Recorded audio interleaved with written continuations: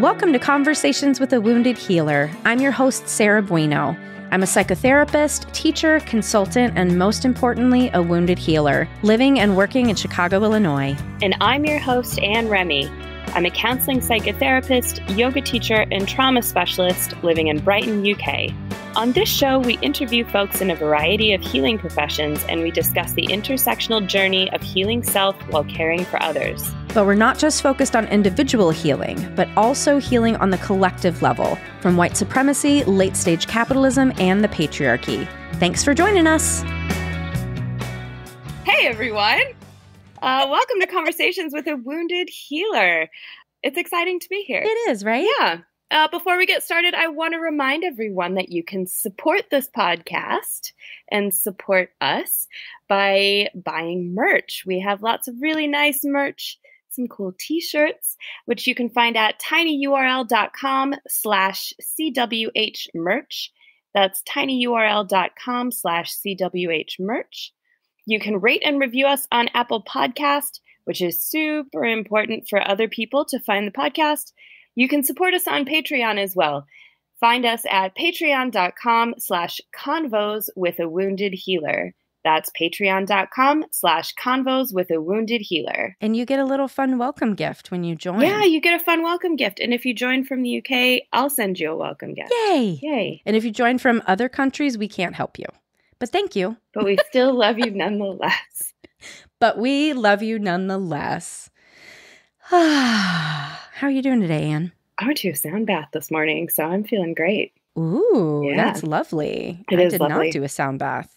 It was lovely. And I'm getting ready to go on my vacation. So I'm in this like middle ground of it's about to be vacation time and I'm a little zenned out from the morning. So I'm pretty great. How you doing, Sarah? But you just got back from the U.S. Yeah, going home. That wasn't a going vacation. home is not vacation. Going home is going home and being so overwhelmed with things that we don't get to see I didn't get to see you. Right. Because it's just too much. Like there's so many people to eat. Yeah. There's so many tacos to eat. Yeah. So I wind up burning myself out every time I go back to the States. And I'm learning to do better about that. So Yeah. Well, when you live here again, it will be easier. that's right. When I live there again, it won't be a problem. Yeah. Well, and I wanted to bring up the funny feedback that you got from your family. That our voices sound exactly alike. Okay, so let's do just a little poll, right? So let's ask people, all listeners except for Anne's family. They don't get a vote anymore because they've already voted. Do you think we sound the same? Yes or no? Why don't we say the same thing? Okay. What should we say? Peter Piper picked a peck of pickled peppers? Peter Piper picked a peck of pickled peppers. Peter Piper picked a peck of pickled peppers. Does that sound the same is what we need to know. Does that? Yeah. So very important information here today. And for all of my family who are listening, because my family are incredibly supportive and we're all very excited. Hi, family. Love you. And my family are dead, so they are not commenting on this. Except I'm actually seeing a medium today, so they might comment from beyond the grave. We'll report back. I'm going to go ahead and assume that my family was able to tell which one of us said that. Oh, so let's talk about Shay. Can we please talk about Shay? Yes. I loved her. So I met Shay doing my yoga teacher training, and she was still in her training to become an herbalist. Mm-hmm. And I think I was actually her first client because really? I contacted her. Yeah, I contacted her not long after she graduated. Aw. And so I've been working with her for over a year now. And I've learned so much about medical herbalism, about plants in general, and about what exists around us, especially in the Brighton area because of her. And it's been really, and you'll hear us talk about this, I assume that everything in nature can kill me. Right. Because some things can, and I don't know what can't. So it's better to just like err on the side of caution. And Shay is kind of helping me change that just by telling me things, which is very cool. So yeah, I loved the conversation too of the marriage of herbalism and Western medicine, because that's how I like to roll through the world, is that all of it has merit.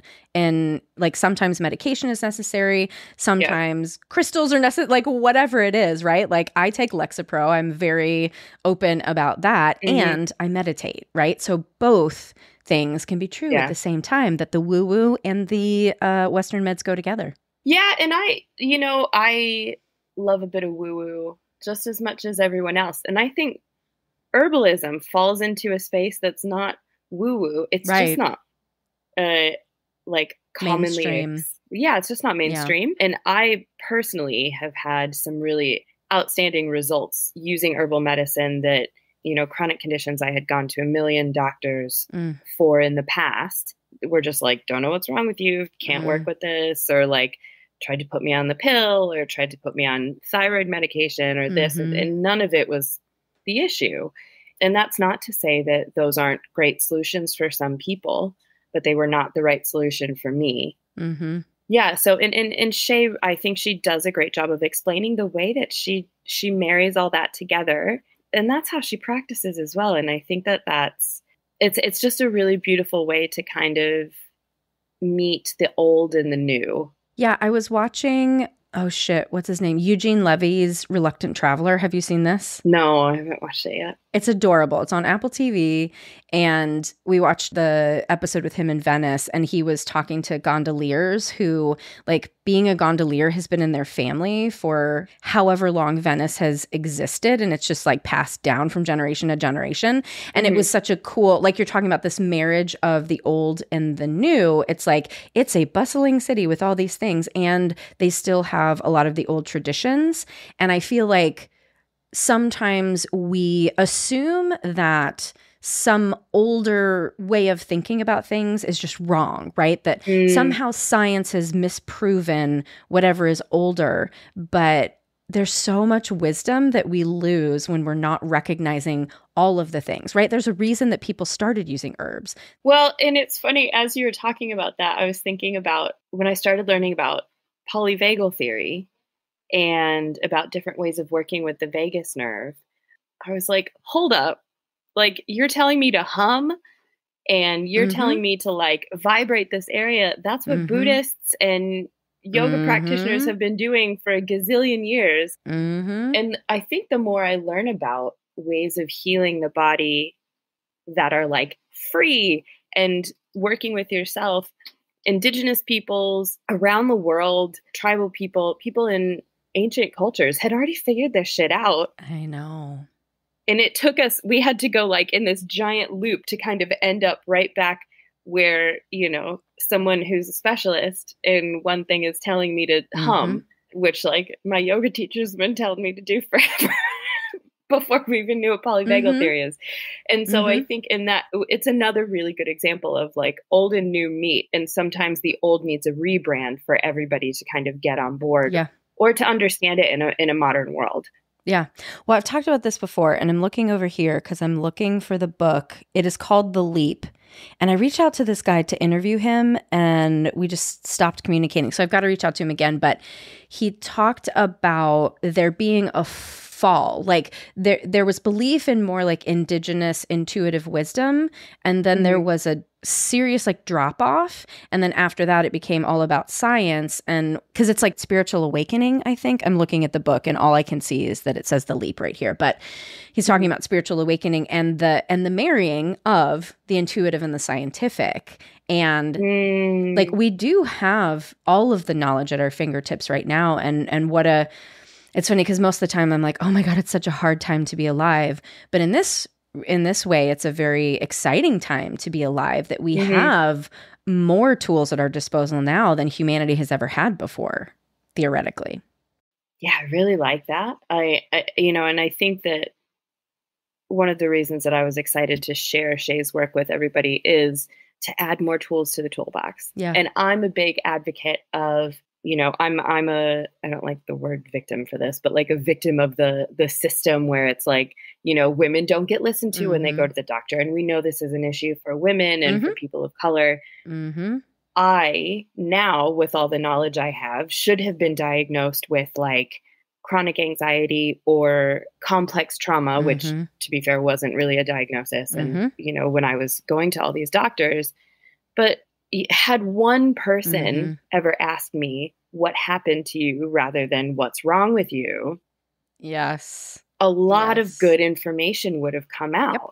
And that's one of the incredible things that I've experienced with Shay and with herbalism in general is we're getting a whole picture of what's going on with who you are, with where you've come from, with what's happened to you.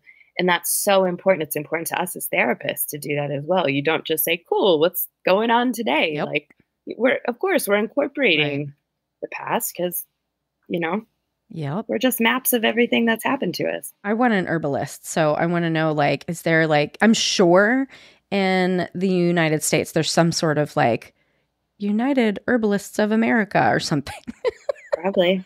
I bet you could reach out. Maybe I'm not going to say reach out to Shay because I don't want a bunch of people reaching out to her. But how about you reach out to Shay and you report back? Deal. I shall reach out to Shay and report back. And if there is something for the United States that is a good reference point that she not endorses, but you know, blesses, then we'll put that in the show notes as well. Cool. Well, do you want to introduce her? I do. I would love nothing more than to introduce Shay.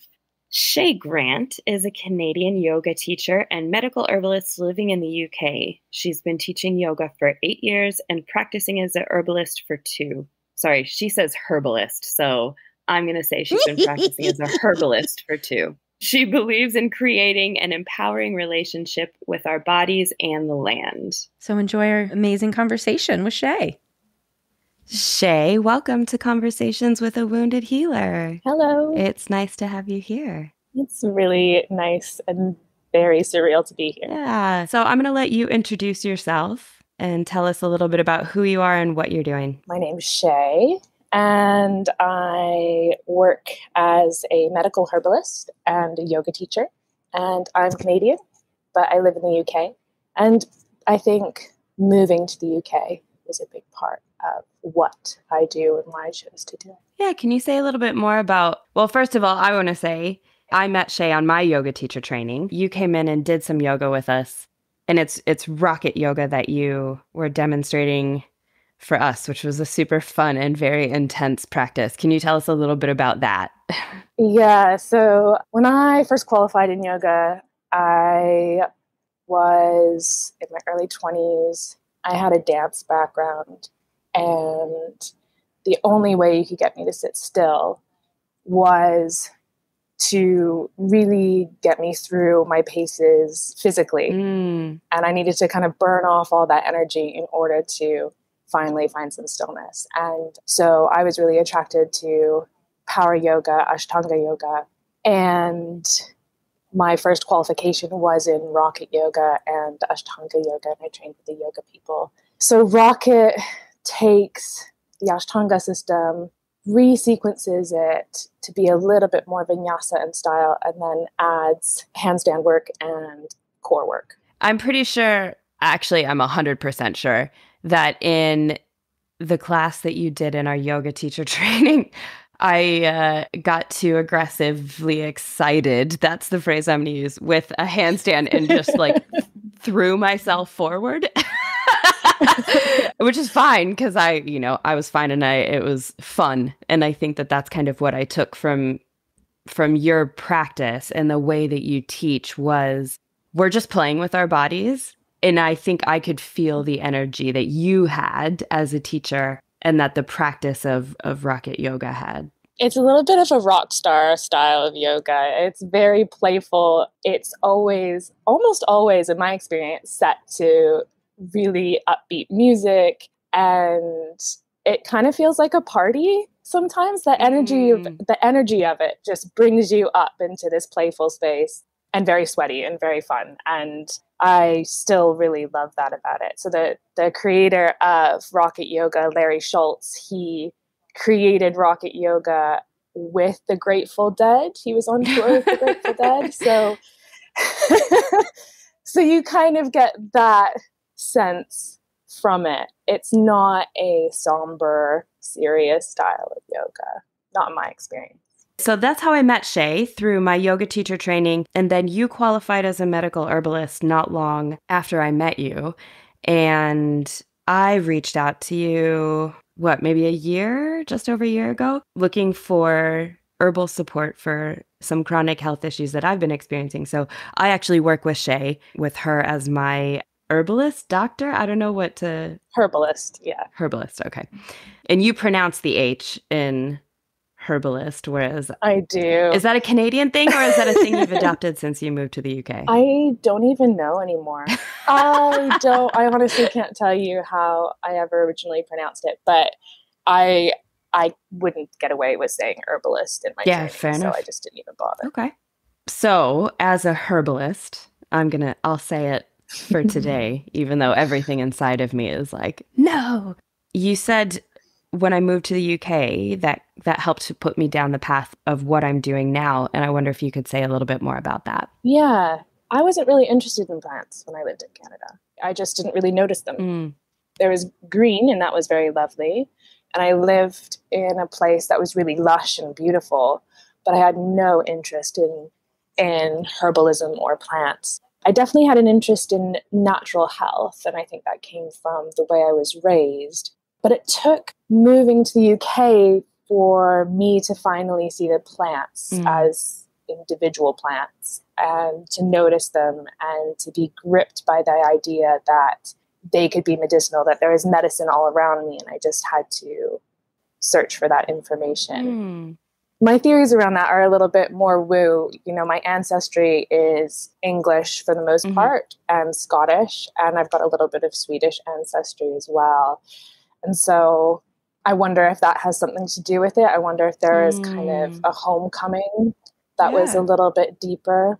But yeah, all that to say, it wasn't until I was on this land that I noticed the plant. So there was something about being in the UK and I don't think it sounds too woo-woo. And that's Sarah, who co-hosts this podcast, who started the podcast, uses that term all the time. So you're amongst friends here. But I really hear that there's something about different physical places that pull out different things in us. That I 100% believe. And I've experienced that myself. I was born in Ohio, but Chicago has always felt like home to me, even before I lived there. And there's just something about like my feet being within the city boundaries that I'm just grounded and centered in a way that I am no place else. So I understand that. So once you started kind of noticing the plants, and you said, there's medicine all around me. And I love this. I love this phrase. I love the concept. So what kind of took you into your training? And can you tell us a little bit about that training? Yeah, there was that idea that gripped me. And so I started doing my research. So I was on Google, I was in the bookshops looking for herbal books. And my first herbal book, and this is a really common story with herbalists, which is really interesting, that a lot of us come to this book on our own, is A Modern Herbal by David Hoffman. And it's a really beginner-friendly herbal book. So it's all based on teas, and he gives remedies for certain complaints, and they're all tea-based. And so I started making some of those teas, and I'd get the herbs from Neil's yard, and they worked. And I was like, that's amazing. And kept doing my search and realized that a herbalist was a thing you could be. So I found a kind of herbal immersion in Scotland, and you lived with a herbalist for 2 months. So it was residential, and you lived on his land, and you basically hung out with him every day and learned about the plants. Cool. Day in, day out for 2 months. And there were 2 other apprentices as well. So there's 3 of us in total. It took me, I think, a year and a half from knowing that program was there to actually going onto it. So, and then there was a correspondence course, Intro to Herbalism, home study course that I did in preparation to go. I went for 2 months, and it was with Keith Robertson of Scottish School of Herbal Medicine. And it was just transformative. Yeah, it was transformative, not just because I was learning from a herbalist, at all times. But because the other apprentices were also not just committed to the plants and to their modalities of healing, but also really committed to their personal growth. And so I was really lucky to form a really deep bond with both of those women. We really held each other through some big transitions as we were in that time. It was really powerful. It's hard to speak about because it's not tangible. And over that time period as well, it was less about learning the science of the plants and more about connecting on an emotional and spiritual level to the land, to the plants that way. So I, coming out of that, had this basis that was a lot more in my heart than in my head for connecting to the plants. And I think really that let me go through the training that I needed to become a medical herbalist, because it is so grueling that if you don't have that absolute love for it in your heart, you just can't make it. So it was a year maybe after I finished that immersion that I went into the medical herbalist program with Botanica. And that was a 3-year full-time course. It's a Bachelor of Science equivalent.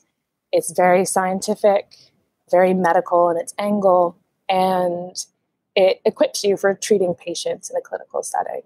And that was one of the hardest things I've ever done. And it also took place over, the pandemic. I was studying over lockdowns. And so that's another layer to that. I went through some of that myself. So I absolutely understand the additional stress put on when you're already stressed out going through a program. And you said you have to have the love for it in your heart to go through the grueling process of becoming a herbalist. And when you said that, I was like, yeah, it's this, to become a therapist, you have to have a love for that. And I would suspect it's probably similar in most healing professions. You really have to have a love for it to propel you through. Because I can't think of one healing profession that has an easy training to go through. No, and it makes sense, it's such a huge responsibility to hold people in a clinical setting. And it's such a huge responsibility to hold people's health. You have to be tested and you have to have the strength to go through that. It's so hard. It's so hard. It's so hard. And I think, as a patient of yours, as someone who's worked with you, I feel the love that's absolutely transcended through your training of what you're doing. And it inspired, before we started recording, I was telling Shay my garden is it's exactly what you kind of said earlier. It's like, it's just green. I don't know what to do with it. I don't know anything about plants, y'all. It's not my skill.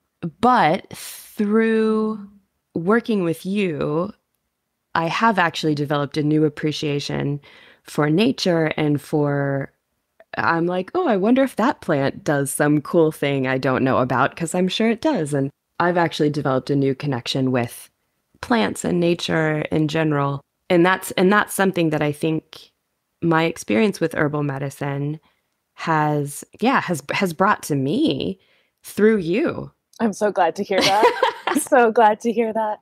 Beyond kind of facilitating people's health and supporting people's health with herbs, I think what really fires me up is bringing people and the plants together, and not just a way that is like, I take this tincture and it makes me feel better, but deepening that connection to the land, because I think that's kind of the bigger work, is bringing ourselves into our bodies and then extending into the land, where we start feeling like we belong to the land. And then we're much more interested in its protection and its well-being. So that's another side of my work that definitely comes out when I'm in a teaching role, if I'm teaching herbs, but I'm so glad to hear that it's also coming through in the clinical setting. Absolutely. 100%. Can you say a little bit more about how that comes through in a teaching role, and what your kind of zoomed out aim is? Like, what would your dream scenario be? So when I'm in a teaching role, and it's very similar to taking a walk with me, I get very, very excited. I'm skipping around like a little fairy. I'm pointing out all of the different plants. And you don't have to walk far. You take about 10 steps, and there's about 10 medicinal herbs in that 10 steps. And I love seeing people's faces light up when they realize common weeds are super medicinal. Plants that they've known throughout their whole lives are actually super helpful for them, and that they can actually interact with the land, and they can harvest those plants, and they can make medicine at home. And it's really simple to make home remedies a lot of the time. And so the zoom out is you belong to the land and you get to connect to it. And it's a simple act of, people don't even smell flowers when they walk past them. And I ask people all the time, what does a gorse flower smell like? And they have no idea. What does a what flower? A gorse flower. I don't even know what that is. You know those really spiky bushes in heathland, and heathland? They're covered in. They're kind of like heathland. They like all You're sorts using of words areas that I have no. What is? Okay, so let's rewind. Gorse flower. I'm actually going to Google this while we're. Okay, so it's like a yellowy bush-looking flower. Yes, it's all over the UK. It's all over. I have seen it all over the UK, but now I know what you're talking about. Gorse flower. Yeah. So interacting with the land is as simple as smelling a flower. And a lot of people don't do that. They don't smell flowers. And a lot of the time I ask people, what does a gorse flower smell like? They're nearly always in bloom, and they smell like coconut or buttered popcorn. They smell fantastic. And they don't smell like what we're taught flowers smell like. Okay. And I think that's why I'm interested in that scent in particular. Because when I ask you to imagine a floral scent, you have this scent in your mind of like a lilac or something. Lilacs are exactly what I was thinking of when you said that, actually. Yeah. But it doesn't smell like that at all. And there's so many flowers that don't smell quote unquote floral. But we've kind of lost that curiosity to interact with the land and to engage with it, even so much as to smell flowers when we pass them by. And I think that's a shame. That's a huge shame. And I think that disconnect between us and the land is something maybe we don't tend to, or we don't realize we miss until we start cultivating it again. And then we realize how important it is to us. Yeah. And for me, it's this sense of belonging that is really at the core of all of that. So a belonging to the land, or belonging to the space around you. And that, I mean, that echoes right back to what you said about moving to the UK and sort of finding these roots, maybe literally and figuratively, or maybe pun intended, I'll even say. Exactly. And it's funny because as you were saying that, I was thinking about something that I think I may have said to you the first time I met you, was that I just assume that everything in nature can kill me. Because, you hear about you pick the wrong mushroom and you're dead, or, something. So I just assume everything can kill me, and I err on the side of not dying. And it is, it is a shame, because I would love to not be approaching my surroundings with fear, but it feels like I don't have the knowledge to be able to do that. Yeah, which is why I love teaching. I love teaching, so we can start building that knowledge of herbs that are super, super safe. In terms of, there's so many herbs that are safe to make home remedies with, and safe in terms of if you're on any medications, they don't interact with them. So you can just kind of freely make home medicine with them. And when you start to make that relationship, like, oh, these plants are really nourishing for me and they grow everywhere, then you start to realize that you are a part of the land and the land is a part of you. And you're not separate of it. Like even the word nature means everything that humans haven't made, right? So the word... I don't know why that just hit me, but it sure did. So even our thought about nature removes us from it. Our language around it, we take ourselves out of it. So it's a separate, in the same way that so many practices separate the mind and the body. And we actually don't have a vocabulary that allows us to kind of consider them as one. It sounds like that's exactly what you're saying. We don't really have a vocabulary to consider ourselves as one with nature. Yeah, exactly. We co-evolved with these plants. We belong to them just as much as they belong to us. There is such an integrated symbiotic relationship there.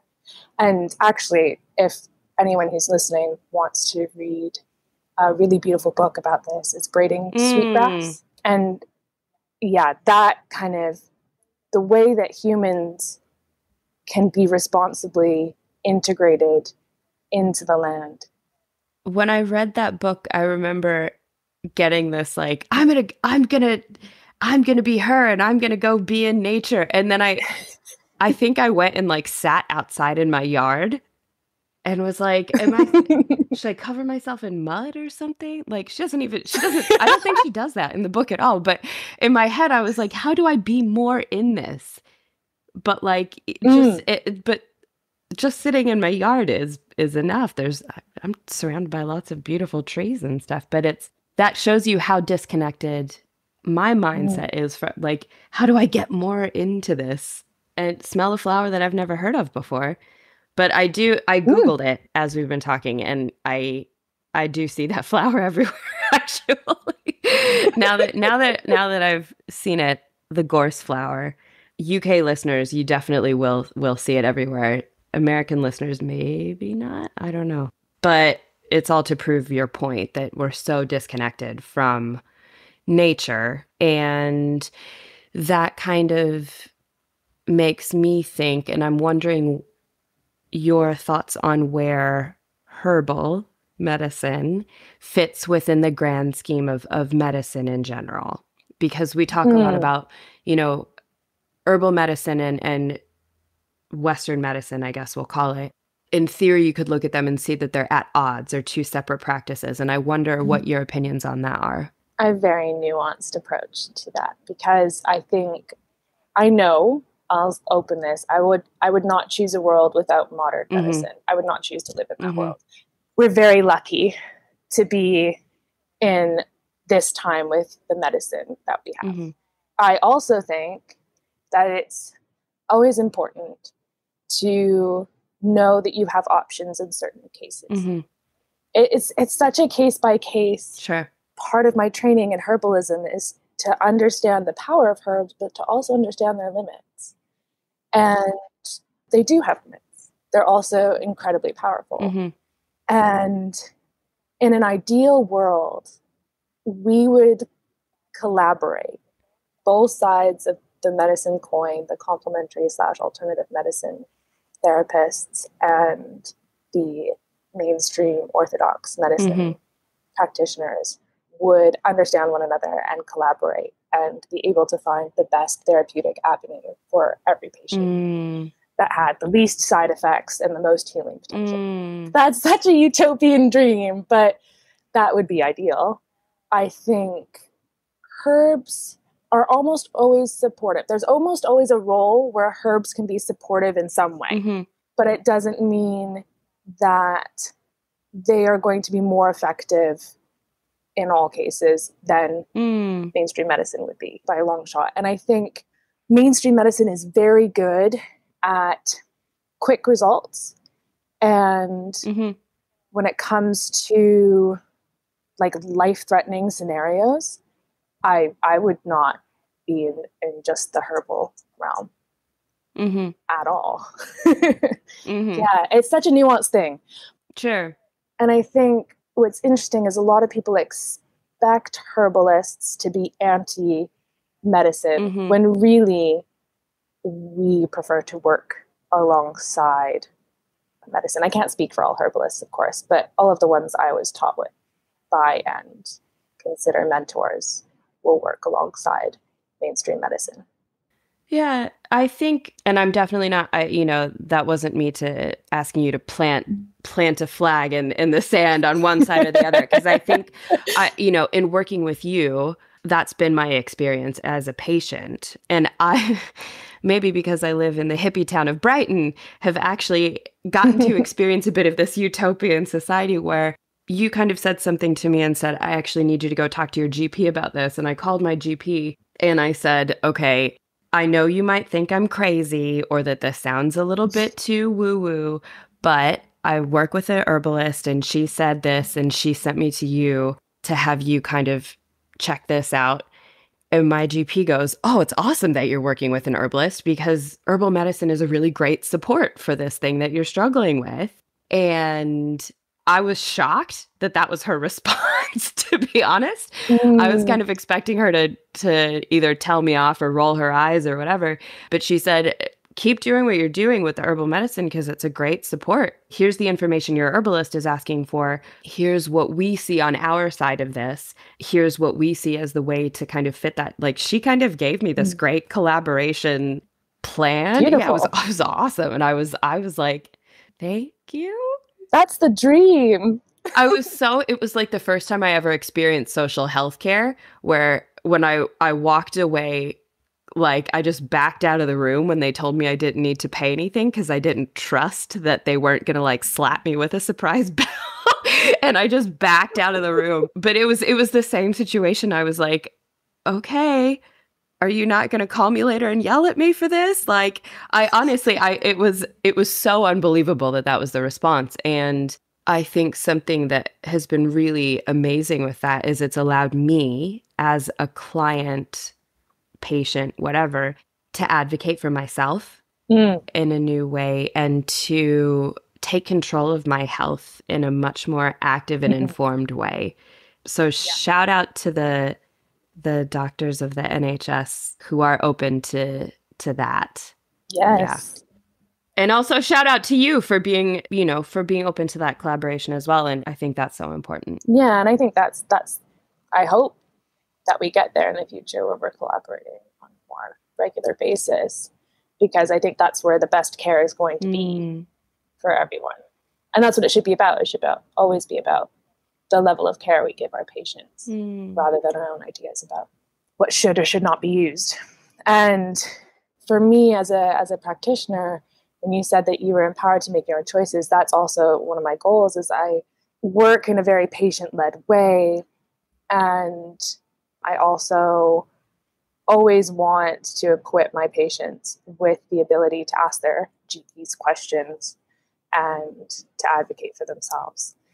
Just because the dynamic so often when people step in a doctor's office is the power dynamic all of a sudden switches, and people often don't feel empowered to kind of ask about their options and the reasoning behind certain prescriptions. And you always have the right to know all of that. So yeah, to just feel more empowered to make your own decisions and to advocate for your own health is huge. So I'm glad. And we've seen the research that people of color, queer folks, and women specifically don't get the sort of same attention from their doctors as, straight, cis, white men. And we know that a lot of studies have not included, marginalized groups of people. So being able to advocate for yourself. And I know that one of the groups that you aim to work with is women. And I wonder if you could say a little bit more about your experience working with women and what you hope to bring to them in women's health. Yeah, it's a big passion of mine. And so often women just simply aren't listened to, or they feel like they're not listened to. And a large part of what I do is listening. And that is a large part of the medicine, is to finally have someone to listen to you and to take your concerns seriously and to validate your concerns. And then I also feel like gynecology it's a tricky one, because I think what happens is there's not a ton of options in mainstream medical for certain things. And so when you go to a GP, you get prescribed something because that's the option. And it's not because they're bad or they're wrong. It's just that's the option that they have to offer you. Whereas herbs really, really shine when it comes to gynecology and endocrine. And I just feel they have such a huge role in that particular area of health. And I've just seen such dramatic change in my patients that come to me for gynecological complaints. And it doesn't take long for them to see those drastic changes. And they had already tried the options that were given to them. Yeah, it's kind of proof in the pudding, really. Yeah, and I'll speak to that from a firsthand experience.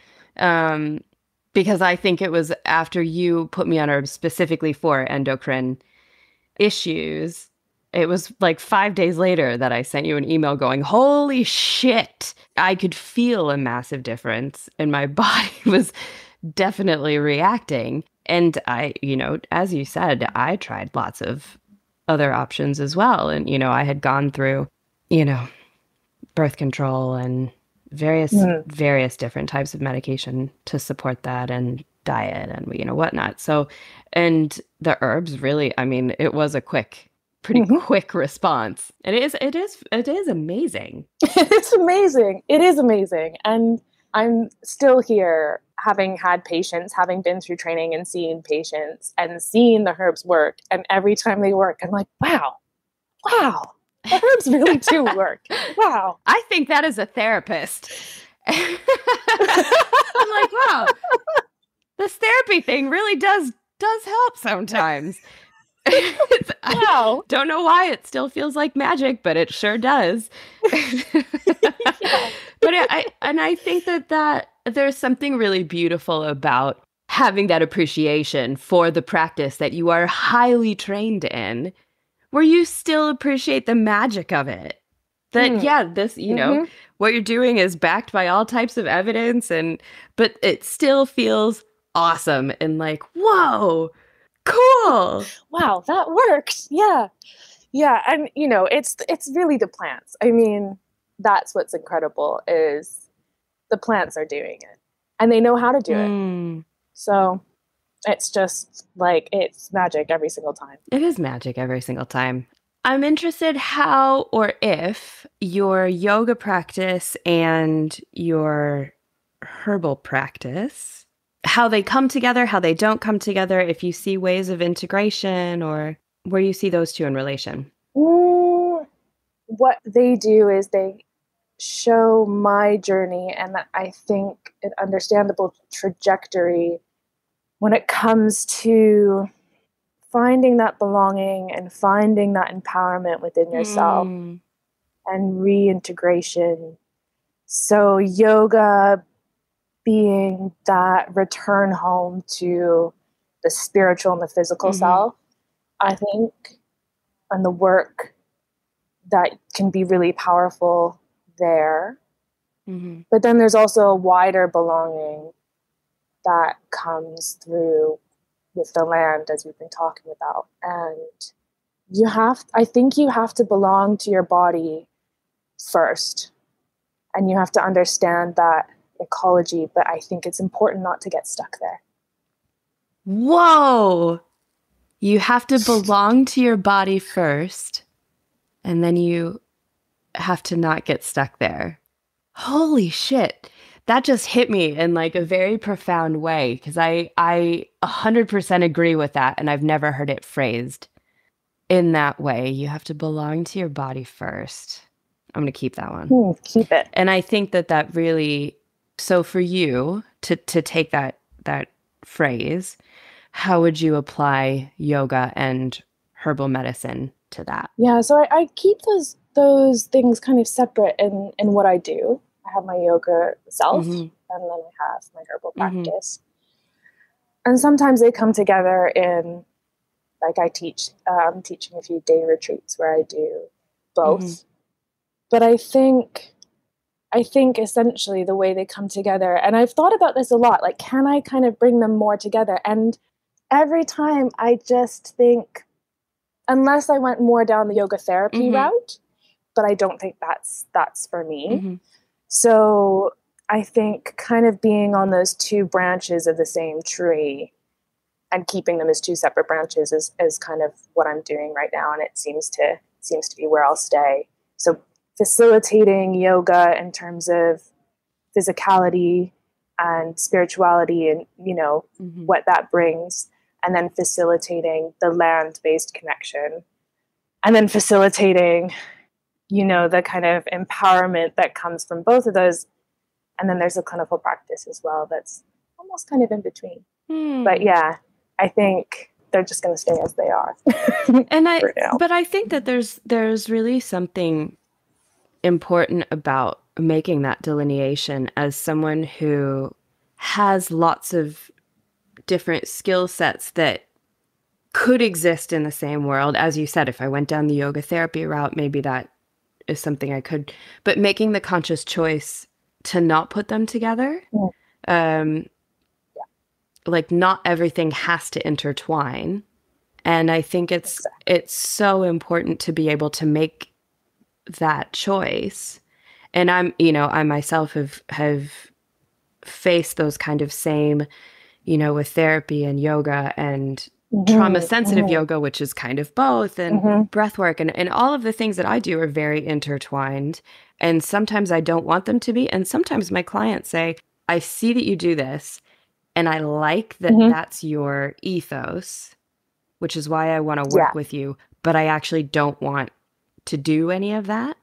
And that's fine. I'm not forcing anyone to do one thing or another. But I think, again, it's a different way of empowering yourself as a practitioner and modeling for your patients and your clients important boundaries. Yeah. And also, you'll probably understand this as well. They all make sense intertwined within your own development in yourself. Like they all piece together within you, but you can still teach them separately. And that works for people because maybe people aren't ready or want the one modality that you teach, and they want two others. And that's just their choice, and that's what they're resonating with, and that's part of their journey, and that's fine. I think that kind of harkens back to the way that you mentioned that you integrate with or attempt to collaborate with Western medicine. You're not going to tell someone that something is absolutely right or absolutely wrong. It's what I'm kind of gathering is integration where useful and separation where useful. Yeah, exactly. Earlier on, you said something about you walk 10 steps and there's really common things that everyone has in their garden. And I wonder if you would be willing to share a couple of very common things that some of our listeners might be able to find near them and how they could use them in a safe home practice way if anyone out there is like me and afraid of nature. Afraid of nature. I mean, we've kind of been taught to be afraid of nature. Yeah. There are some very poisonous plants out there, but they're fairly easy to identify, unlike mushrooms. Nettle. Oh my goodness, it's so abundant right now as well. Stinging nettle. They are packed full of nutrients: iron, magnesium, potassium, calcium, just a multivitamin in a herb, basically. And I love making a really strong nettle infusion. That's one of my favorite ways to consume it. So it's an overnight tea, basically. And the thing about nettle is once it's been jostled up a bit, it doesn't sting anymore. So once the needles are broken, they don't really sting. So the tea won't sting. You can also use the leaves in cooking. And again, they won't sting. And recently, when I was teaching a group, we made an apple cider vinegar based nettle kind of tincture, an oxymel. So you can just pour a bunch of apple cider vinegar on it and leave it for a couple weeks and then use that vinegar. So you get all of that really nice nutrition. So you pour apple cider vinegar on top of the nettles and you just leave it for a couple of weeks.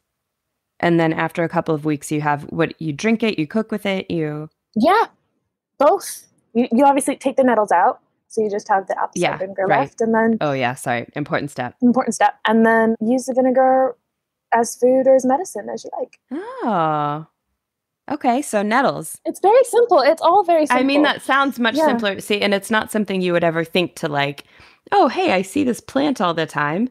Let me take it home and put some vinegar on it, and then I'll have something that gives me nutrients. Like, instead, it's easier for me to just take a supplement. But actually, there's something a bit, again, that like connection to the earth and connection to the land around me.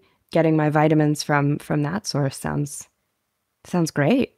And, wild greens and wild foods generally a higher density of nutrients. So also free. And then if you look at it from a microbiome standpoint as well, you're getting a variety of environments into your diet. But that's definitely not a rabbit hole that I'm prepared to go down right now, the microbiome rabbit hole.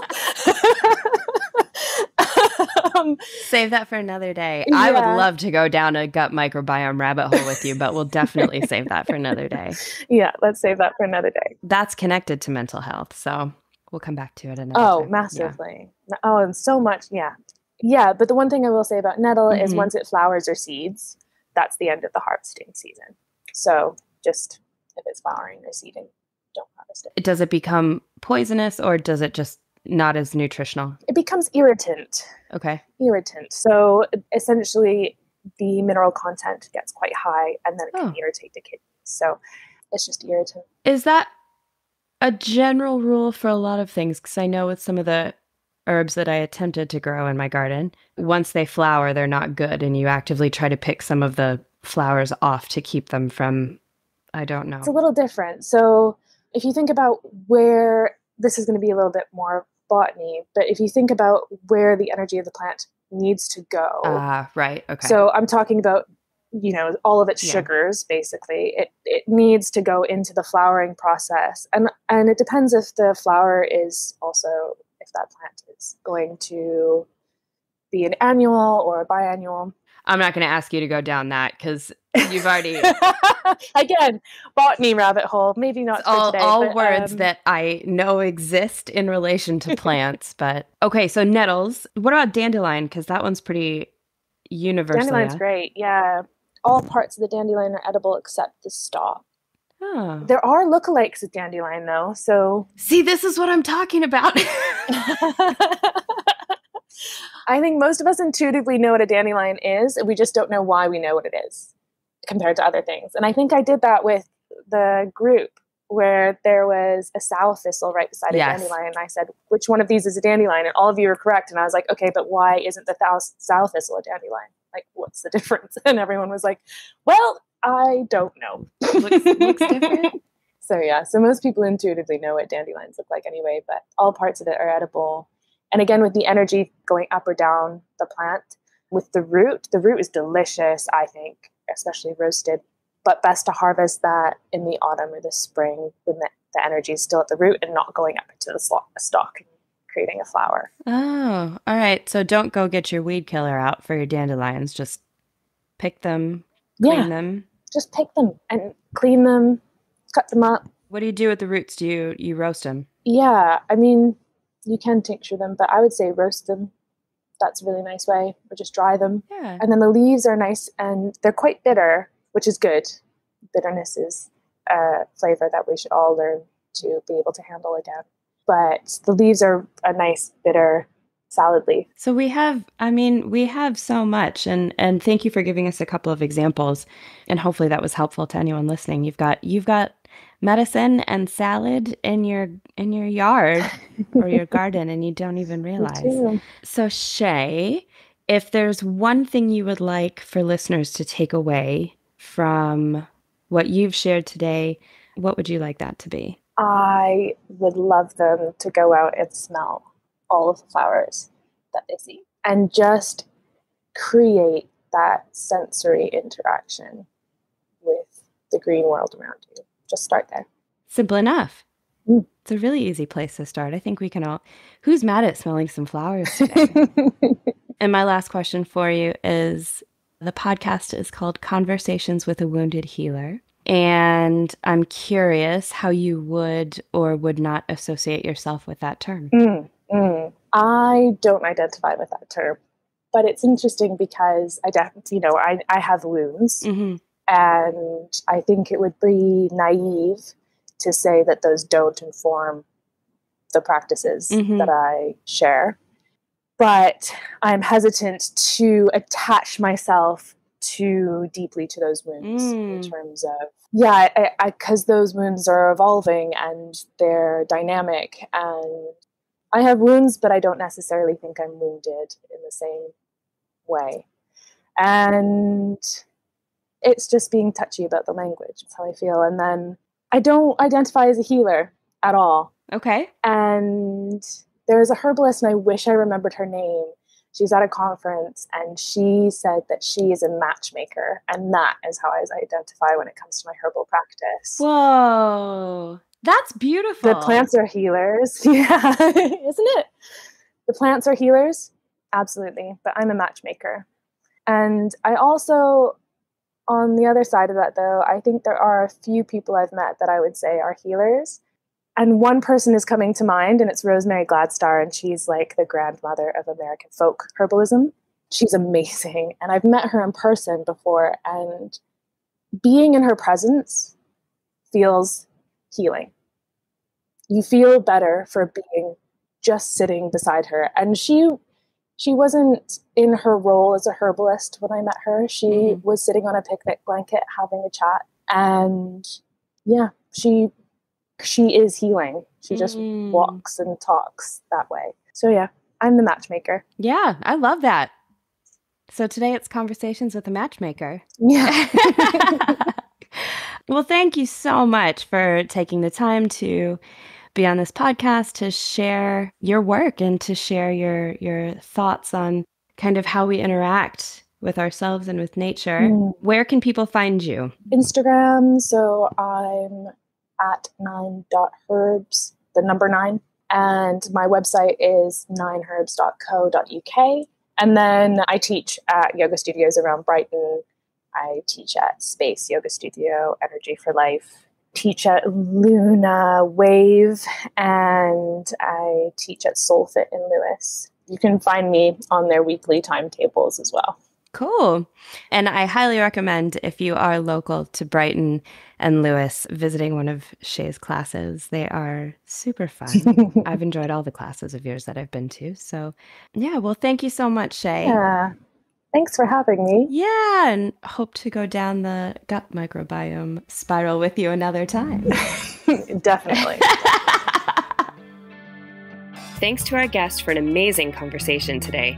To find out more about today's guest, you can visit www.headheartbiztherapy.com/podcast. You can find Sarah at Head Heart Biz Therapy on Facebook and Instagram. And you can find Anne at Spare Room Wellness or spareroomwellness.com. Thanks as always to Andrea Klunder and the Creative Imposter Studios for editing, to Liam O'Donnell for the album art, and to Ben Mueller for our theme music. I'm Sarah Bueno. And I'm Anne Remy. Until next time, bye-bye.